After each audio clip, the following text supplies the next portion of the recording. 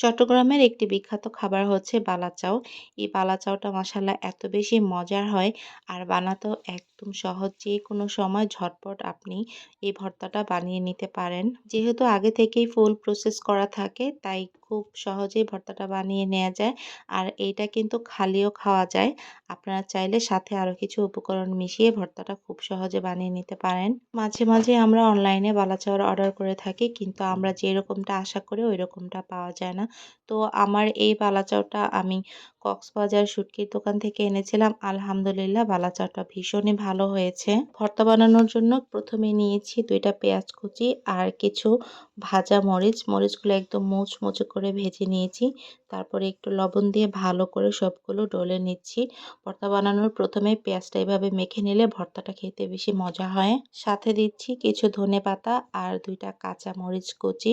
তারপর প্রায় ১ টেবিল চামচের মতো সরিষার তেল দিয়ে সবগুলোকে আমি আরো ভালো করে কিছুক্ষণ মেখে নেব।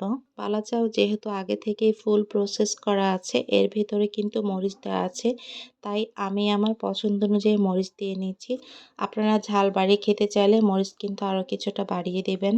বালা চাও একদম ফ্রেশ আর মুচমুচে ছিল মাশাআল্লাহ। তো আমার এখানে প্রায় ৫ টেবিল চামচের মতো আমি এখানে বালা চাও দিয়ে আজকে ভর্তাটা বানিয়ে নিব।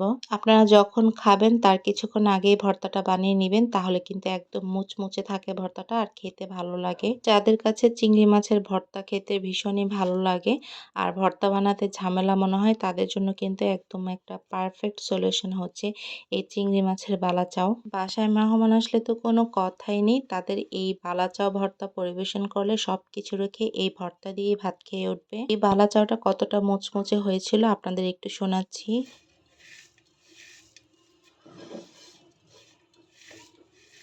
ভর্তা তো আমরা সবাই পছন্দ করি আর যদি সেটা হয় বালা চাও ভর্তা তাহলে তো কোনো কথাই নেই। আমি জানি এই বালা চাও ভর্তাটা আপনারও কিন্তু অনেক পছন্দের। তাই আপনাকে বলব অবশ্যই আমার এই ভিডিওতে একটি লাইক দিয়ে কমেন্ট করে জানাবেন আজকের এই বালা চাও ভর্তাটা কেমন হয়েছে। এমন আরো মজার, মজার ভর্তা রেসিপি পেতে চাইলে কিন্তু আমার চ্যানেলটা সাবস্ক্রাইব করে আমার পাশে থাকতে পারেন।